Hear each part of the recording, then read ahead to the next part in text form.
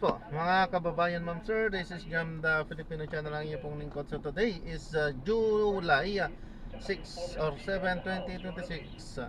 Tayo ngayon ay papunta diyan yan sa may Brasilia, Kupang, Muntinlupa, at dadalhin po natin sa may South Station Terminal, Alabang, Zaputi Road, Alabang, Muntinlupa po yan. Okay, magbabalik po tayo mamaya ng po.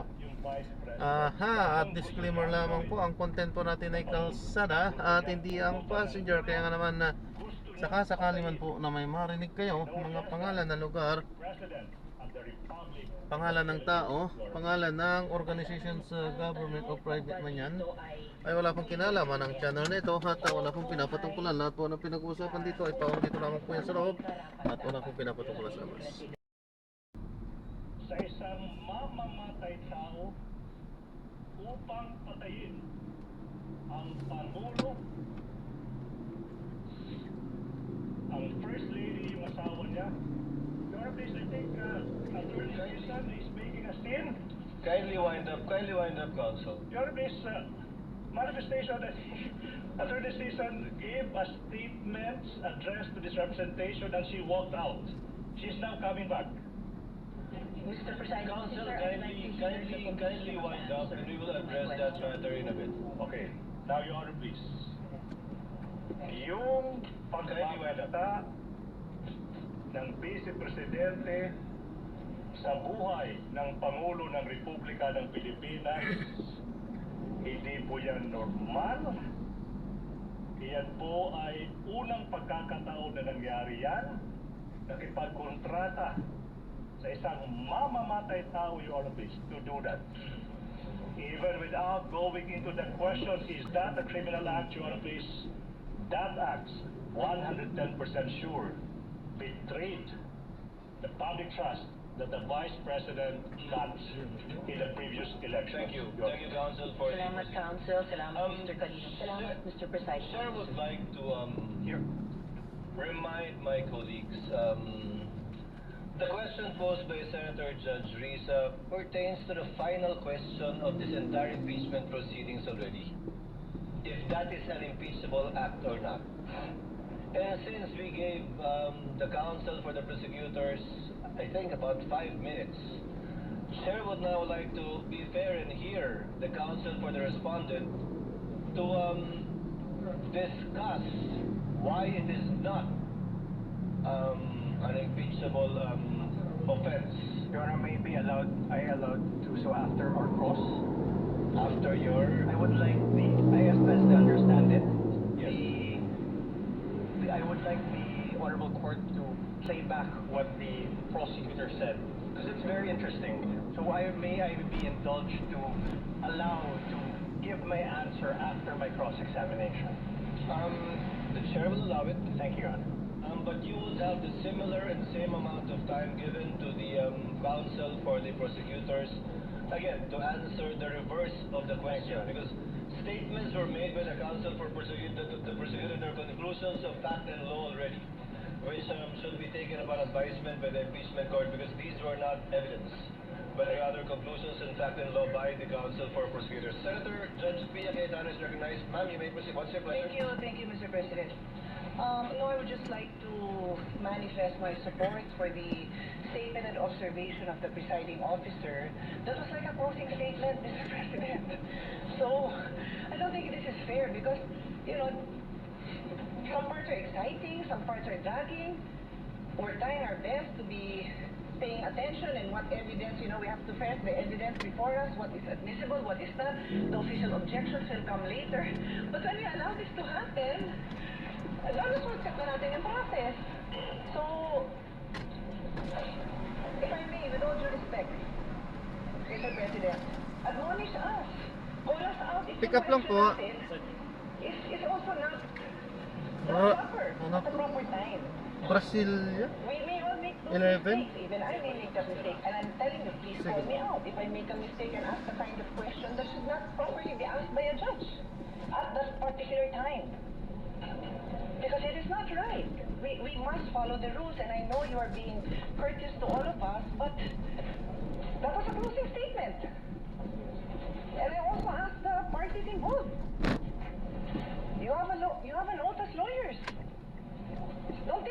advantage of the generosity of this impeachment court. I don't want to see this happen again. Thank you, Mr. President. Duly noted and well taken. The chair, as I said, or as the presiding officer said earlier, reminded our colleagues with respect to similar questions to be asked in the future. Your Honor, may I? Chair would like to make a ruling that the counsel for the respondent will be given, I think that was approximately 8 minutes or 10 minutes, we will get the exact time, to answer after the cross-examination of this witness so that we will be fair in listening and hearing the views of both parties in regard to the query raised earlier. Senator Judge Sorry. Cayetano? Yeah, sorry, Mr. President. I don't need to interrupt now. I want to give the defense his time. I respectfully move that the statements of the prosecution be stricken off the record. It is not proper for those statements to have been made. Thank you. Your Honor, if I may, Your Honor, please. With the Your Honor, permission of Senator Judge join the Pia motion Cayetano, of the Senator Judge. maybe Request the counsel that be directed whenever available to furnish members of this impeachment court with sworn statement, testimony, or affidavit of witnesses or witness they intend to present in the proceedings or succeeding proceedings before such witness is called to testify, and this goes to the defense panel too. While the judicial affidavit rule does not strictly apply to impeachment proceedings, its underlying objectives of promoting orderly and efficient presentation of evidence may be instructive.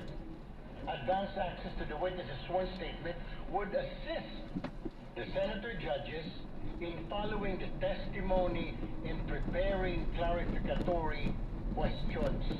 Sa madaling sabi po, inihiling lang po natin na kung mayroon ng nakahandang sinumpang salaysay ng susunod na testigo, magbigay na sana ng mga Copy kopya ng sa message. aming mga senator judges bago pa po ang pagdinig upang magsilbing gabay sa pagtatanong at pagtatalakay.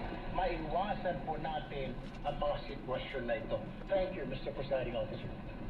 to reply, Senator Judge Sherwin Tulfo, the court did not adopt the judicial affidavit rule for the simple reason that we wanted all of the testimonies to be made and given in open court, so that it will be heard not only by the senator judges, but also by the public as a whole, given that this is an impeachment court and an impeachment trial that seeks to unseat a duly elected official. However, the court shall endeavor through the clerk of court to give the senator judges a copy of the annexes attached, if they have not yet done so, to the pre-trial order and the pre-trial briefs remarked by the parties, because it would encompass already approximately 80% of the documents that will be presented by both parties, save of course for documents that they have not yet been able to produce and are yet to produce. But the clerk of court is instructed to endeavor to do so with respect to the senator judges so that they can catch up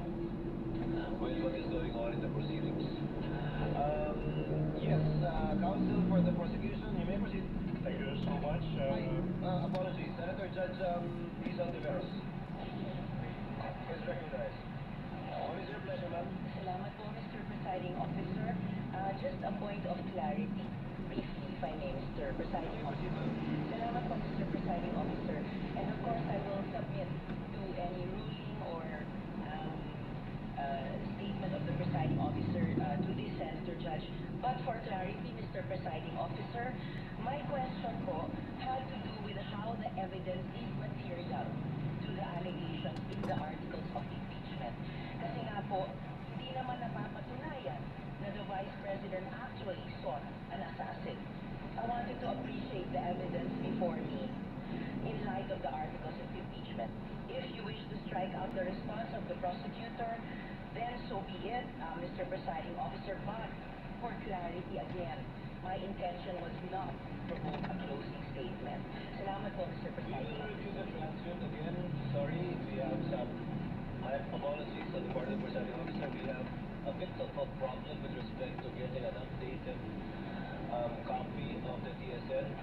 But given the clarification of Senator Judge Risa on the matter, then for the consideration of the body, given that we tabled the motion of Senator Bia, that the response of counsel for the prosecution is not responsive to the question of Senator Judge Montiveros. Because clearly the question he answered was whether or not it constituted an impeachable offense. So without further debate, we are tabling this and we'll discuss and decide upon this at a later date. Order. Thank you so much. May I proceed, Your Honor, please? Counsel may proceed. Mr. Witness? Alright. Now, sinabi mo na yung former Speaker of the House ay nagbigay ng kanyang pugon sa malaging pagbabanta ng Vice President. Saka sinabi mo rin na may isang video recording na inauthenticate mo. Yung tanong is, Your Honor, please, sorry, I'm reminded he's supposed to answer the specific timestamp of that recording of the former Speaker of the House's speech, Your Honor, please. I move that the witness be allowed to answer the question as to ano yung naging specific timestamp ng recording na yan. Witness may answer.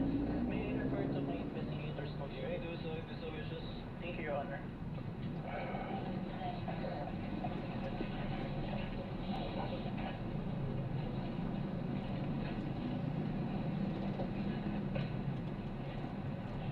Timestamp 1 minute 2 seconds to 2 minutes and 20 seconds. So that will be timestamp 1 minute 2 seconds to 2 minutes,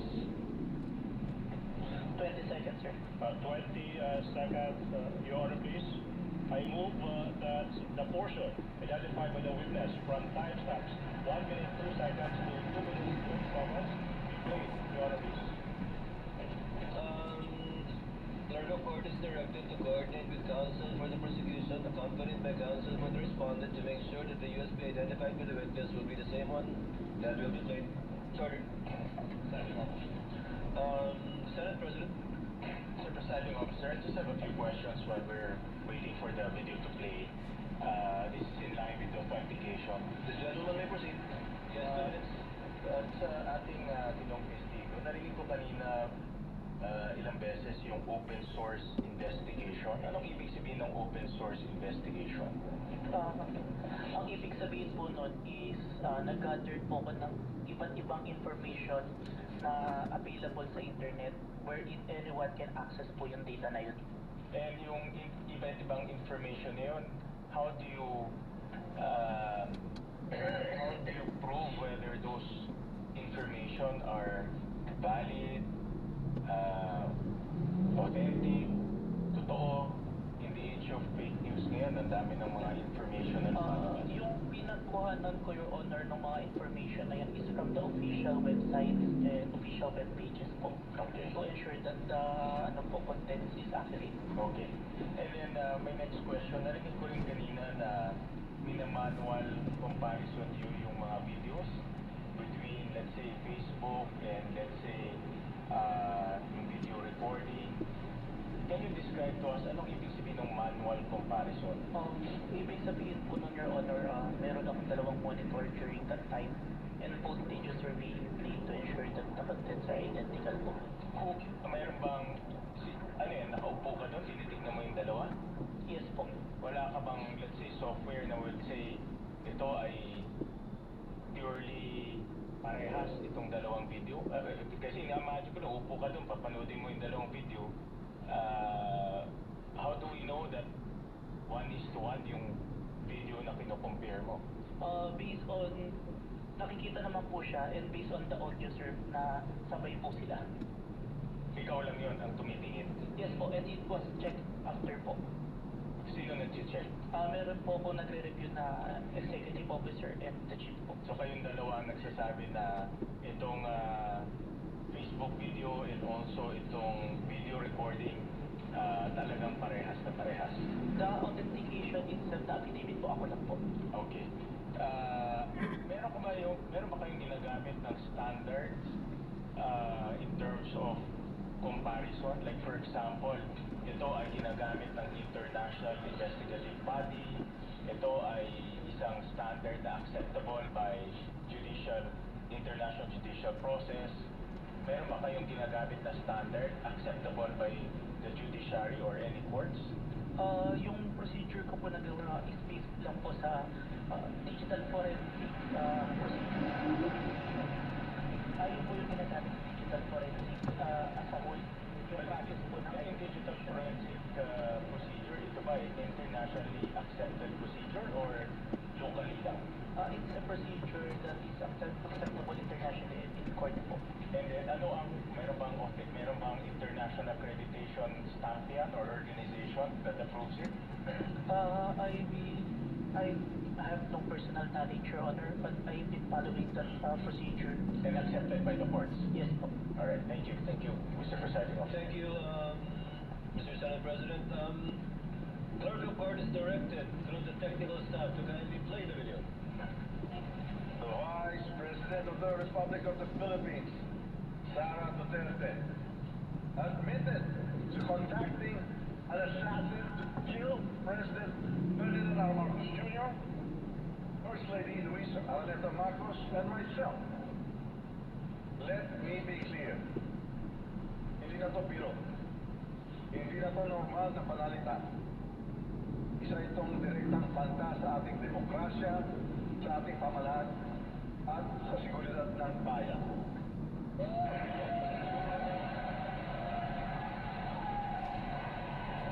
Such statement is not just reckless, it is dangerous. It sends a chilling message to our people. A message that violence can be contemplated by those in positions of power. This is not just an affront to the individuals targeted, it is attack on the very foundation of our government. It is an insult to every Filipino who believes in the rule of law and the sanctity of life. Violence has no place in our society. It is irreconcilable with the values that have taught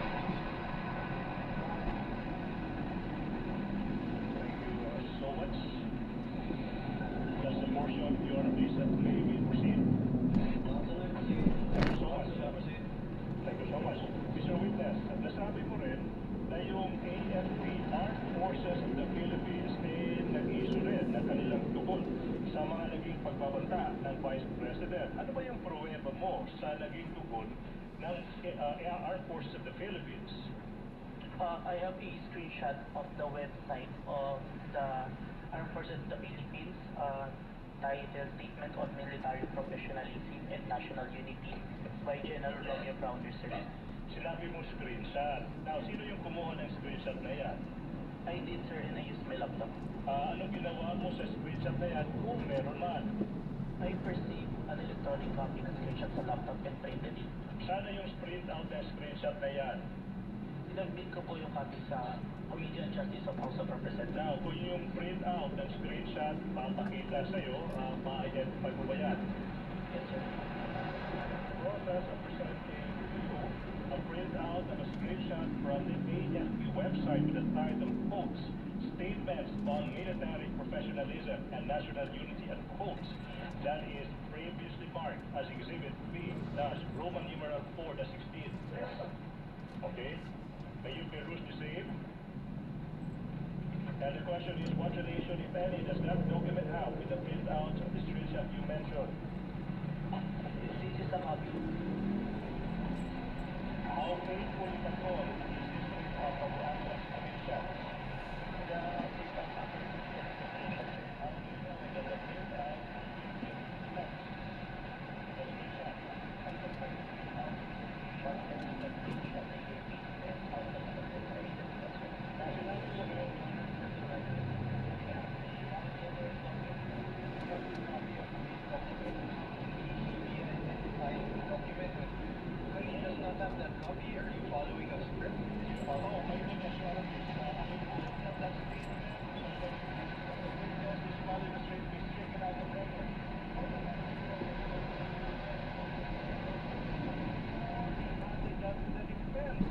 I move that the statement of the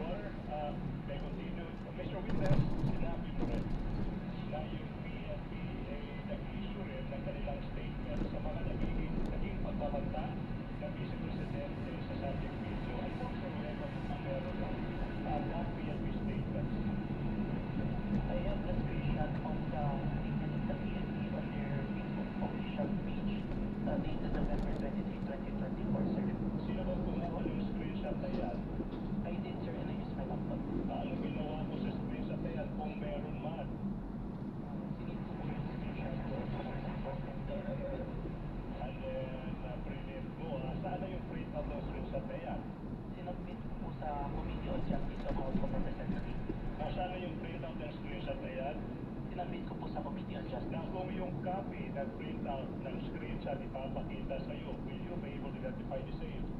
Yes, sir. Now, I'm showing you a printout of a screenshot ng Facebook post ng PNP dated November 23, 2024. Title is PNP Statement that is previously marked as Exhibit P14. P-Roman numeral 417. What relation, if any, Your Honor? May I ask for the respondent? May I ask that we be allowed to peruse before he asks his question to identify the documents? Counsel is directed to kindly give opposing counsel for the respondent a copy of the document being presented to the witness.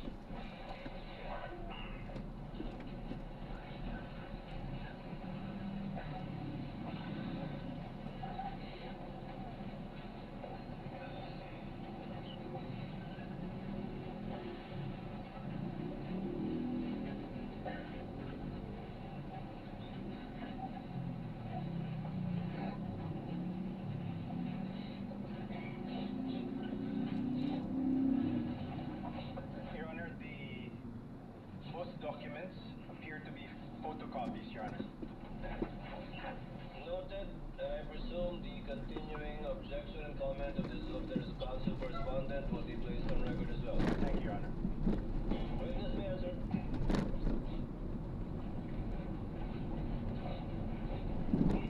This is a copy of the submitted document to the Committee on Justice, sir. How faithful, if at all, is this printout sa naging actual screenshot? It accurately reflects the screenshot. At saka paano mo nasabi na that printout accurately reflects the screenshot? I compared the screenshot with the printout and the web page where it was posted and found that the contents are identical. Okay, so let's go to the last agency, Mr. Witness. Nasabi mo rin na yung National Security Council or NSC nag-issue ng statement sa naging mga pagkabata ng Vice President. Ano bang pruweba mo kung meron man sa naging tugon ng National Security Council or NSC? I have the screenshot of the statement of National Security Council on the official webpage of the Presidential Communication Officer. Sino yung kumuha ng screenshot? I did, sir, and I used my laptop. Okay, anong ginawa mo kung meron man sa naging screenshot na yan?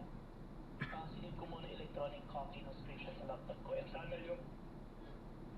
yung screenshot na yan kung alam mo? pinarit ko, sir. Now, kung yung kopya ng screenshot na yan ipapakita sa'yo, ma-identify mo ba? Yes, sir. Now, we are in the process of showing you a printout. The defense may peruse the document sa screenshot ng National Security Council statement.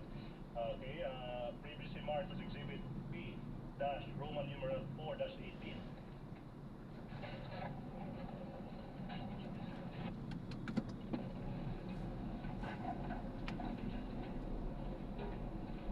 Your Honor, the Exhibit T-4-18 is a photocopy.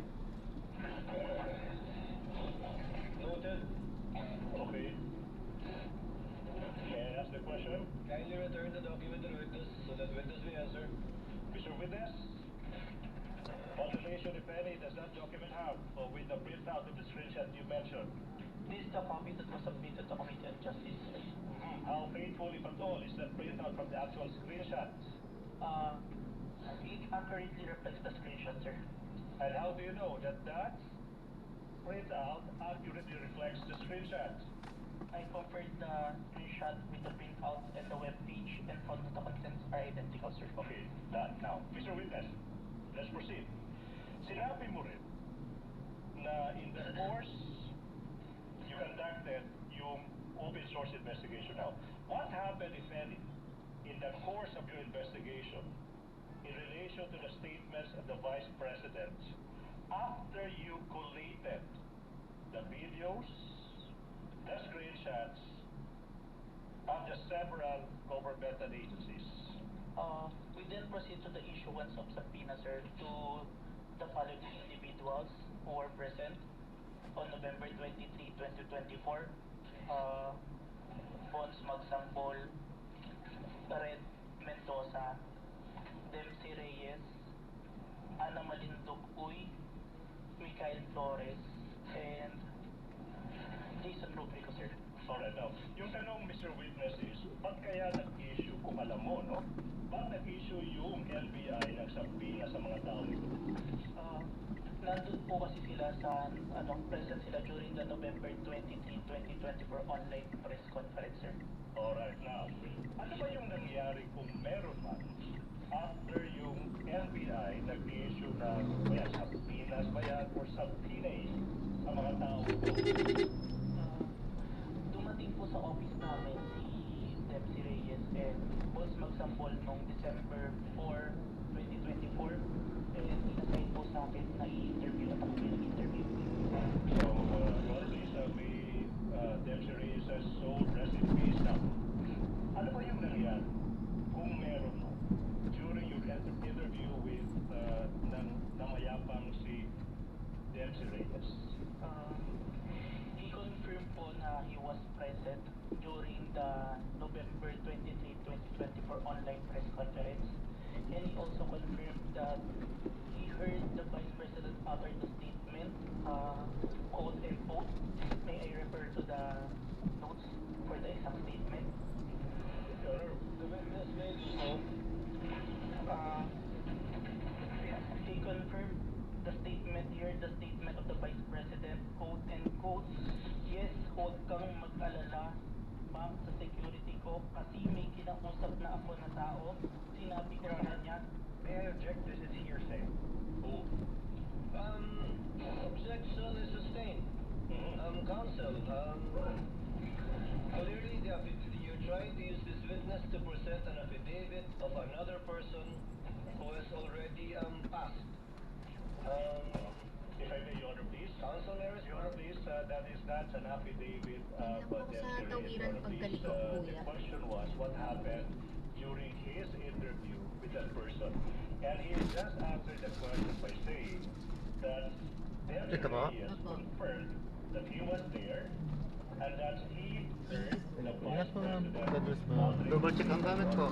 That's not hearsay, Your Honor, please. And he doesn't mean, Ma'am, Your ma'am. Honor, please, we involve Ay, hindi akin. Antes sa inyo? that Oh. we call an independently relevant statements. The prosecutor, the defense is reacting. I don't know why. Your Honor, please, IRS would allow this witness to testify as to what the other person told him as to that fact, the making of the statement, as to whether or not what the person said is true or not. That is not material at this point, Your Honor, please. Let the court clarify that. As to tenor, the court will allow it. As to the fact, as to the supposed fact that the witness told this what's his name? Dempsey Reyes made those utterances to the witness, but not as to the truth Yes. of what Dempsey Kaiden Reyes said. As to subject to that clarification, court will allow it. Thank Counsel, you. proceed. Thank you so much, Your Honor, please. What about this Bonds Magsampol? Ano ba yung nangyari sa interview with him, kung meron man? Boss Magsampol also confirmed that he was present. Objection, Your Honor. Same objection. And same ruling, I suppose.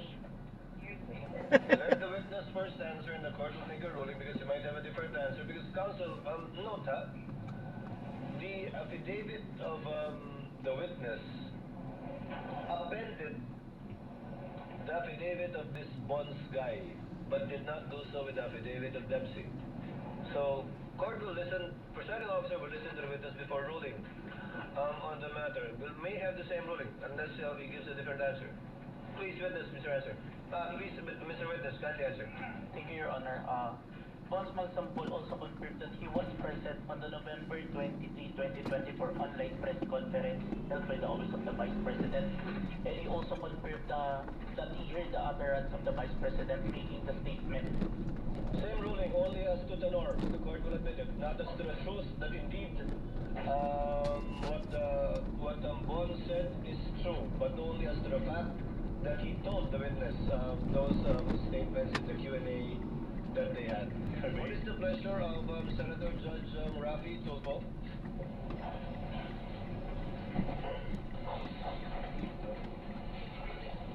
Mr. Presiding Officer, I just have have some clarificatory questions for the Gentleman may proceed, and he has 2 minutes.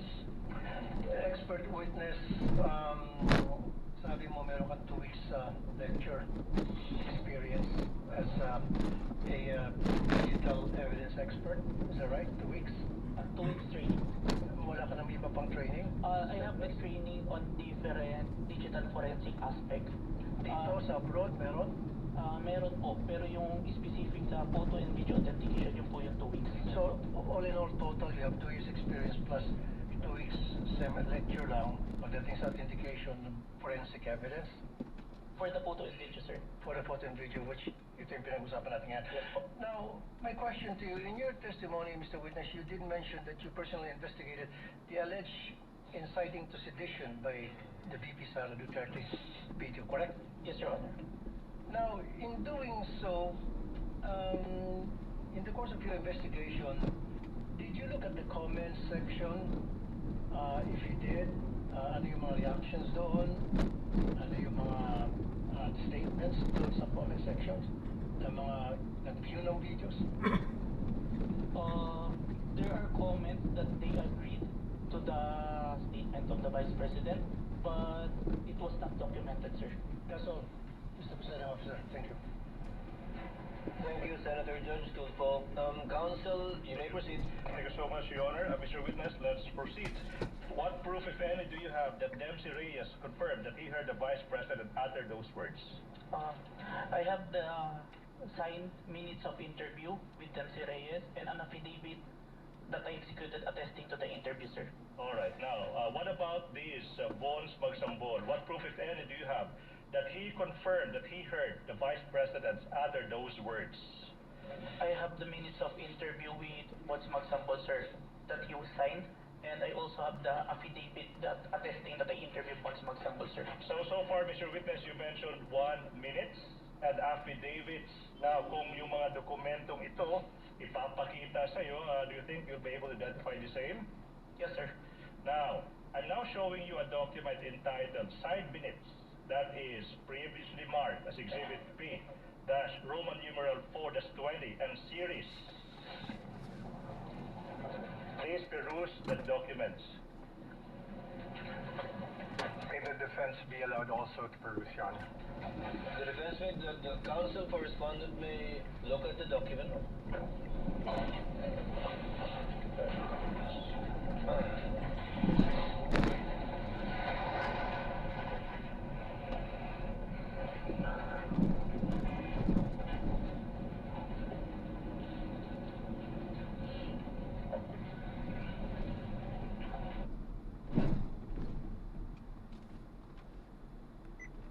ng court ay pinapakita muna sa abogado.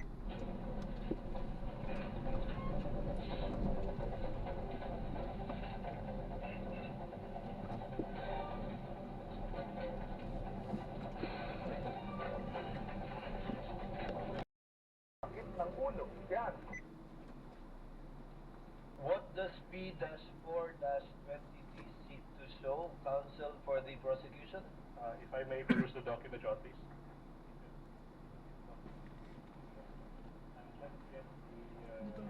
Because indeed, the presiding officer confirms that it is, I cannot decipher what it seeks to show. Unless the photocopy of a photocopy is what I have. Please, so may we be given 2 minutes to secure the other copies of that document. Senate yan, kuya. Opo, impeachment po. P-4-Roman numeral number 4-20E. Ano na ba Yes, Your Honor. latest? This is the Ayan one po, with tinatalakay po the yung face patungkol of sa the ano, Vice President. Yes, Your sa Honor. Computer. pagpatay, ano ang Your tawag Honor, ng we tawag sa object, kasong on the threat. 2 minutes. This is the document they are already having him identify. Or do they mean to correct that mistake? Counsel, do not waste the court's time in regard to Yeah, this. Lord, if I may, Yes, counsel for the we abide by the copies as they are. We abide by the copies as they are, Your Honor. So let's see. Yes. Witness, what do you see in front of you? So far as P-4-20T and E is concerned.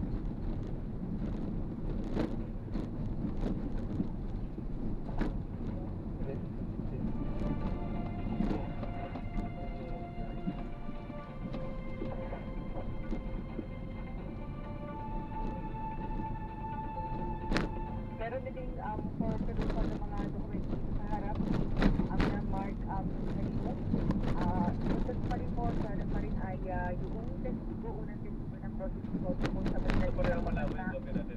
Yan at yung copy ko din. Yan, ukol sa mga banta na ginawang pagbabantaan ng Vice President sa Mr. Witness, if you don't see anything, it's okay. I can only confirm the signed minutes, but annexes, there are some unreadable, Your Honor. But the signed minutes, I confirm, sir, that this is The what? copy of the minutes. Your Honor, This is for the copy of the minutes, but not the attachment, because clearly the attachment P4-20D and -E are both Yes, Your Honor. unclear. That'll be correct. Yes, Your Honor. So only as to the supposed affidavit and not to the two attachments. Yes, Your Honor. Noted. Thank you so much. Now on page 4 of the signed minutes, Mr. Witness, there appears a signature above the name Dempsey Sided Reyes. Whose signature is that, if you know? This is the signature of Deputy Reyes, sir. How do you know that that is his signature? I saw him sign the document after our interview, sir. Now, on page 4 of the signed minutes, may pirma din sa ibabaw ng pangalan ng isang Attorney Jethro Lorenza A. Cuon. Kaninong signature ito kung alam mo? Signature of Attorney Coon po, who is the counsel of Dempsey Reyes and present during the interview, sir. And how do you know that that is signature? I saw him sign the document after the interview, sir. Now, sa page 4 ng side minutes, let's go to page 4, Mr. Witness. Makikita mo dyan yung signature sa ibabaw ng pangalang Agent John Mark Calidong. Whose signature is that, if you know? This is my signature, sir. Okay, now, you also mentioned ng affidavit. No, kung yung affidavit na ito ay papakita sa iyo, will you be able to identify the same? Yes, sir. Now, pinapakita ko sa iyo now, yung affidavit dated February 10, 2025. Your Honor, may we also be allowed for Yes. Thank you, Your Honor. Kindly exhibit and show to counsel for the respondent the document you are showing to the witness. That is previously marked Exhibit B, -14, -19, and series.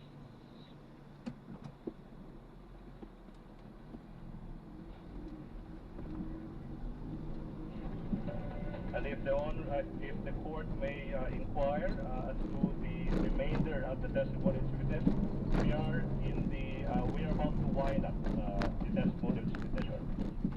Your Honor, Thank you, for the counsel. record, this is a photocopy. This is Exhibit B-4-19. Noted. Okay. Mr. Witness, have you perused the documents? Have you perused the document? Nabasa mo na ba yung dokumentong yan? Yes, sir. Now, what relation, if any, does that document have with the affidavit you mentioned? This is the affidavit ID. attesting my interview with Dempsey Reyes, sir. Copy of that. Now, on page 2 of the affidavit, may makikita ang pirma sa ibabaw ng pangalang Agent John Mark Calidong. Kaninong pirma ba yan? Kaso mabilis ako na. It is my signature, sir. Now, on page 2, may pirma din sa pangalang Attorney Van Homer ng Ruben. Kaninong pirma ba yan? Signature po ng attorney. No nalaman na yan ay isang pirma ni Attorney ang Ruben. I saw him sign the document and I have been contacted upon document bearing his signature. Ibigay naman eh kung dadaanan kinabukasan o dahil sa alam Now? ng bahay, pwede kong ibigay. Now showing you the other Kinabukasan naman affidavit pwede. even date, February 10, Bumabalik naman sila. 2025. That is previously marked as Exhibit B. Babalikan talaga niya. The same. Your Honor, may be allowed. Thank you, Your Honor. Kindly show counsel for respondent a copy of the document that the witness will testify to.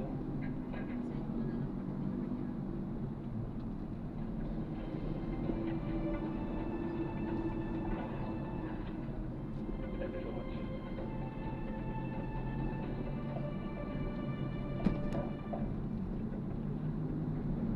For the record, Your Honor, the Exhibit B-4-21 and Exhibit B-4-21A are photocopies. Duly noted. Kindly return the document to the witness for his perusal. We are returning the document to the Pagkasya.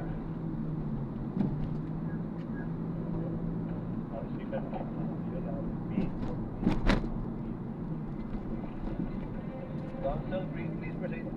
Thank you so much, Your Honor. Please, on what relation, if any, have you answered the question? Does this document have with the one you mentioned? This is a copy of the affidavit of interview with Your Honor. Yes. This is the copy, sir. Now, on page 2 of the affidavit, may pirma sa ibabaw ng pangalan Agent John Mark Calinong. Kaninong pirma ba yan? This is my signature, sir. Sa pahina page 2, may makikita din isang pirma sa ibabaw ng pangalan Attorney Van Boomer ang Ruben. Kaninong pirma ba yan? This is the signature of Attorney Patangro. Mas muna lamang, yan ay isang pirma ni Attorney ang Ruben. Nakita ko po niya, pinirma ko po yung document. Yung mga documents ko po nakita sa firma niya. Now, Mr. Witness, thank you so much. Now, we are showing you yung dokumento entitled Signed Minutes. That is previously marked Exhibit B-Roman numeral 4-22 and series. May you peruse the same. Defense may also peruse the documents. Thank you, Your Honor. And issue a copy to the council for response.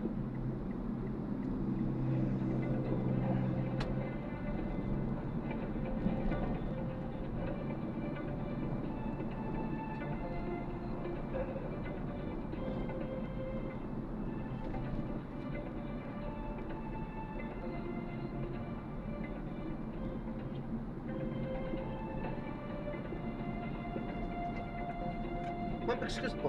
May nagbibip po sa inyo, ma'am? Wala po. May na? Anong tawag doon? Wala po. Okay. Bakit po? May nagsisignal sa ano niya? Parang ano lang po. Wala po. Baka nakasarap po ang bintana. Oo naman. P-4-22G are photocopies, and exhibit P-4- Siya na po, nagtanong lang po ako, ma'am, ha? Kasi meron din, ito, sasabihin ko lang ano, hindi naman. Meron kasi yung naisasakay ko talaga na nagpapa, ano din, anong tawag dito? Sinisikrito ba? Alam nilang bawal. Alam nilang bawal, kaya pinapasikrito. Ano po siya talaga, kaya hindi ako nagsisigarilyo po kasi kaya medyo ano po. Ayaw din po kasi namin ng Yung sinasabi nilang walang nicotine, mas malakas pa nga daw ang lason kaysa sa doon sa original na sigarilyo. P-4-22G.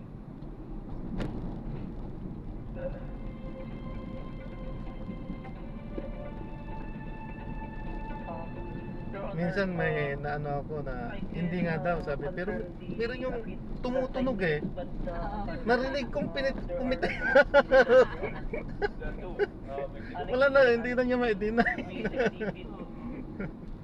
Or talaga, hindi mapigilan na Oo.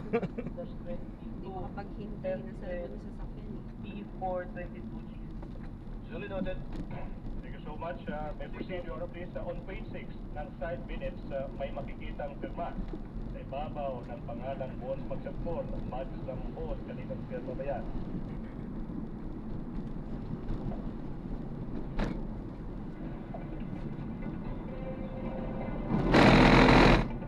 This is the signature of Bones Magsampor, sir. And then, how do you know that pirma yan? Ni Bones Magsampor. Nakita ko po ito nung sinayin po niya yung document after ng interview. Now, you go to page 6 ng side minutes na yan. May makikita ang pirma sa ibabaw ng pangalan Attorney Michael Christopher De Castro. Kaninong pirma ba yan kung alam mo? Firma po ito ni Attorney De Castro sa counsel po ni Bones Magsampor during the time ng interview na present during that time. Yung tanong is, paano mo nalaman? Ayan, may pirma ni Attorney De Castro. Nakita ko pong pinirma niya to after the interview, sir. Now, let's go to page 6 of that minutes. May makikitang pirma sa ibabaw ng pangalan Agent John Mark Calinong. Kaninong pirma ba yan? Pinirma ko po, sir. Okay. Now, Mr. Witness. Kailan daw ang basahan pala?